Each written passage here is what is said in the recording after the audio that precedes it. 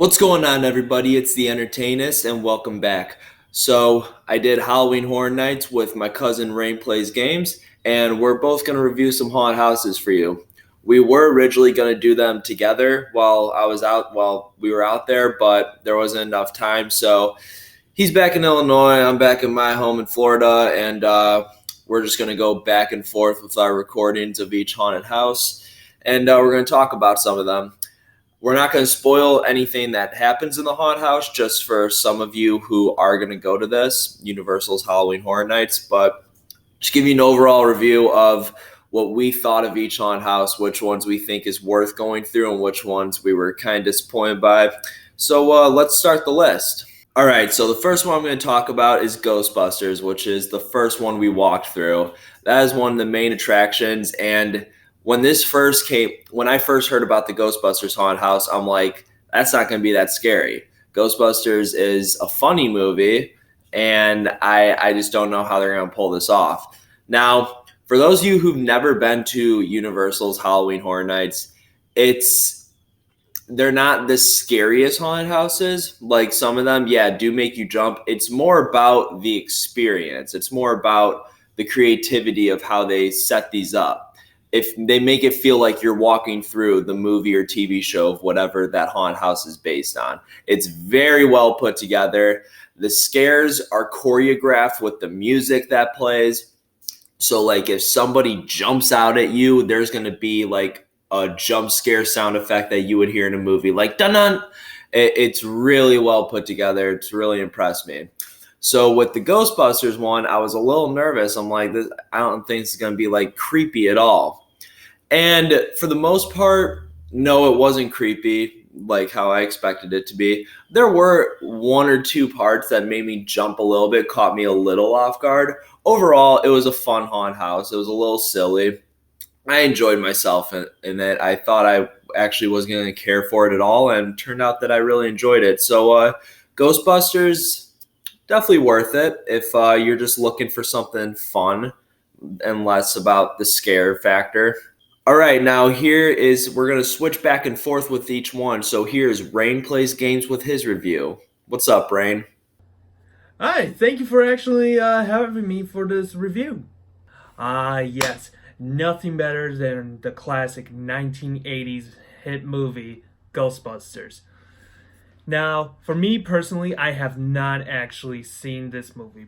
And of course, you gotta remember a lot of the stuff, such as the Slimer, the Marshmallow Puff Monster, and being set in New York City. And as for Haunted House, I thought they could never really do it like this. I thought it was going to be all comedic and everything, but surprisingly, it does get you. All right, the next one we're going to talk about is Stranger Things. Now, they did Stranger Things last year, and I went to it last year. I went to the last 2 years. And Stranger Things last year, I just want to get this out of the way, was fucking amazing. It felt like you were literally walking through the show. The Demogorgons looked just like the Demogorgons in the show, like opening the fucking mouth they have. And oh my God, it really impressed the hell out of me. And actually, it was actually scary. Now, for this one, they did on seasons 2 and 3.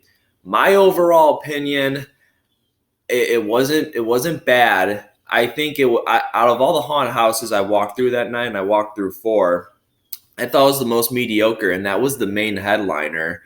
And it just felt kind of rushed. It felt like, I don't know, each scene didn't feel like it was really about the scares. It was just like, all right, let's just take you through a trip of what happens in seasons 2 and 3. I'm not going to get into detail on what happens in each scene. There were a couple cool moments, not going to lie, but overall, I didn't think it was that creepy at all, or even really that interesting. Even the first one, last year's, they knew how to make it feel like you're walking through the show and have all the characters in there, and also make it scary. This one, I feel like it was more about, hey, let's just do another Stranger Things again. Maybe like we did successful last year, let's do it again this year. Like kind of like a not as good sequel. So if you went to the one last year, the Stranger Things one last year, and you're hoping it's going to be as remotely good as that one, I don't know. Probably gonna be a little disappointed in it, to be honest. I'm not telling you don't go through it. It's worth the wait, I guess. It's something to do. It's not the best one though, so don't feel like you're in a rush to get into it.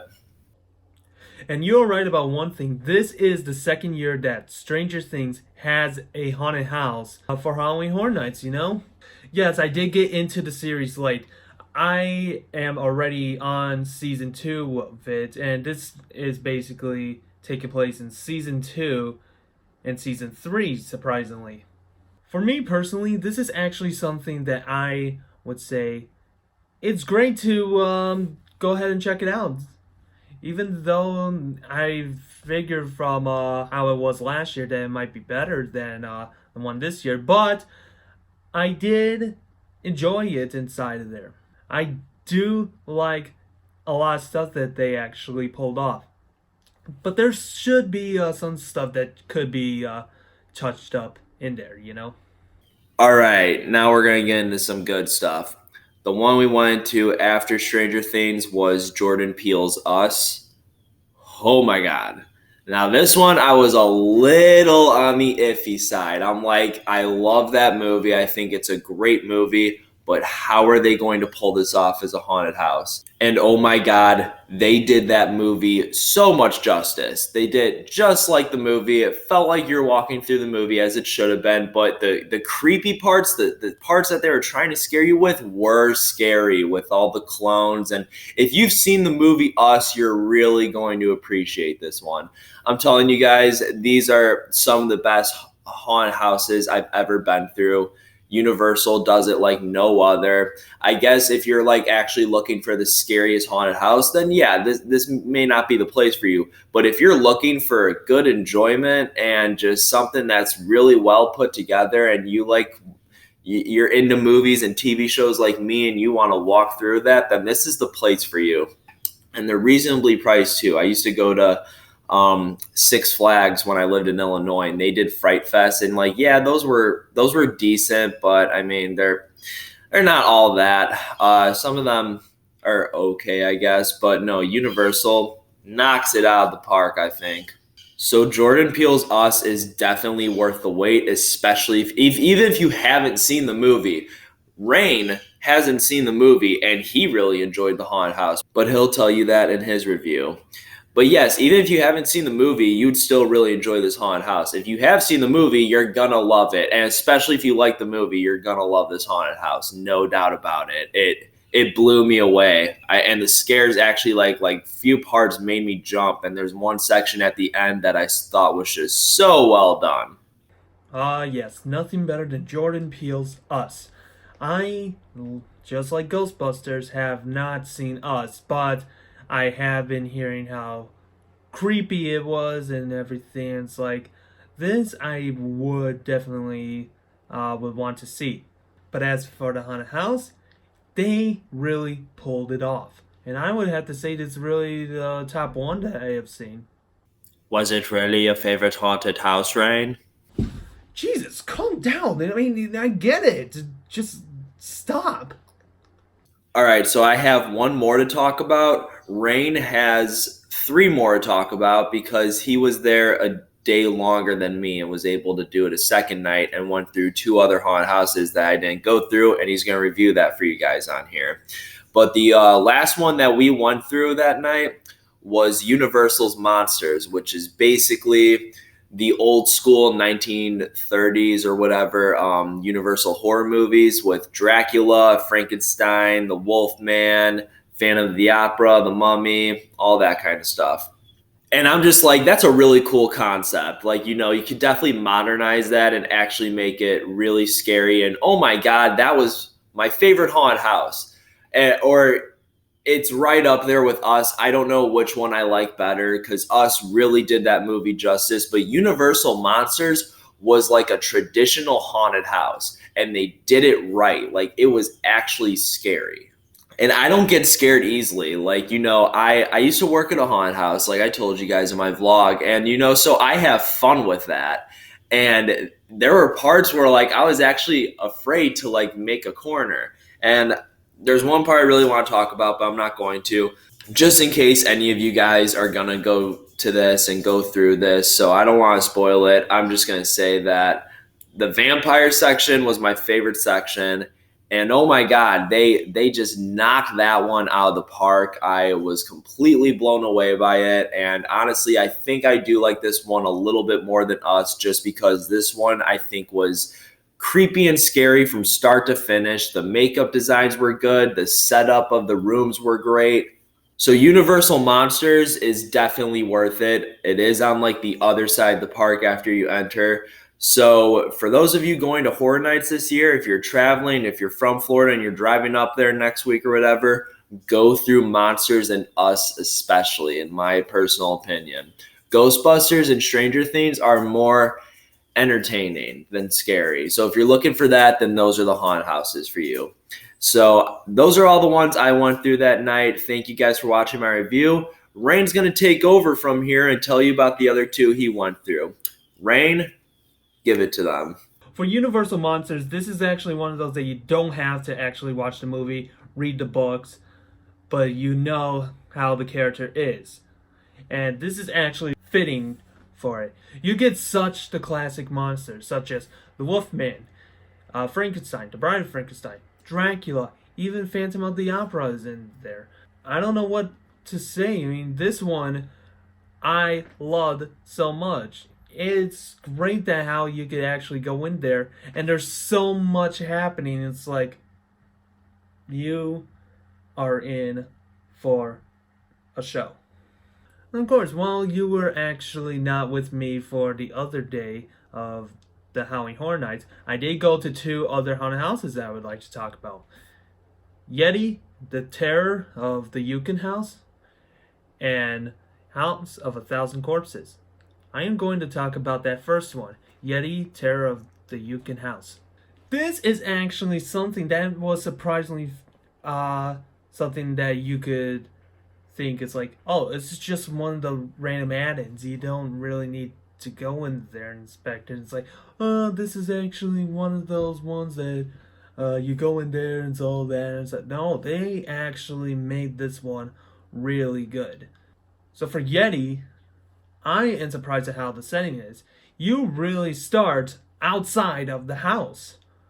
So when you are actually entering in the building, you are really entering outside of what the setting is. And with the thing about the YETI, he pops up about like everywhere. And it's not always going to be every single scene. It's going to be a YETI pop up and then a YETI pop up right over there. And the YETI is going to be right there in your face and stuff. And the YETI is going to be right behind you. Thought he was. Well, other than that, they really show a lot more stuff than just a damn YETI. And I would have to say this. I really enjoyed it. This is actually one of those ones that I recommend, even though it wasn't mostly advertised. A lot of people love Rob Zombie. No matter what he's doing, he's either doing music or he's doing the horror films. And one of the horror films he did was House of 1,000 Corpses. Now, I have seen it before. It's just been such a long time since I have really seen it. But now that I have actually seen that, I'm like, what is going on? This is actually one of those ones that I thought they could at least do better. I mean, I thought for a second, it's like, oh, the Rob Zombie stuff. I already have seen a lot of Rob Zombie haunted houses for Halloween Horror Nights on YouTube, and it's like, oh, this would be so great. This one did not do well, actually. If anything, I think it's actually time to lace it up and take a break from Rob Zombie for a while. It's like, you've been doing it for I don't know how long, and it's like, this one, it's not really that scary. It's the only one thing that I did like in there is actually an effect that is like some guy was getting their hair pulled and getting scalped. That's it.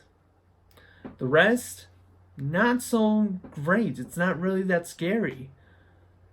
you really go in there and it's like, what is going on? And it's like, no, I'm not going to be saying do not go into the haunted house. You can, but it's just for me, I don't consider that as a repeat, you know? Well, thank you for having me. I hope we could actually do another collab soon. All right, thanks, Rain, for doing this with me. Thanks for collabing. We are definitely going to collab again next month when I visit in October. Thank you all for watching. If you're big into haunted houses and you like to travel, go to Halloween Horror Nights while it's still going on. Best time to go is farthest away from Halloween and not on a weekend. So just word of advice if you are going to go. Thank you all for watching. Please like and subscribe. Check out Rain Plays Games channels. It's in the description below. And I will see you all in the next video. Peace.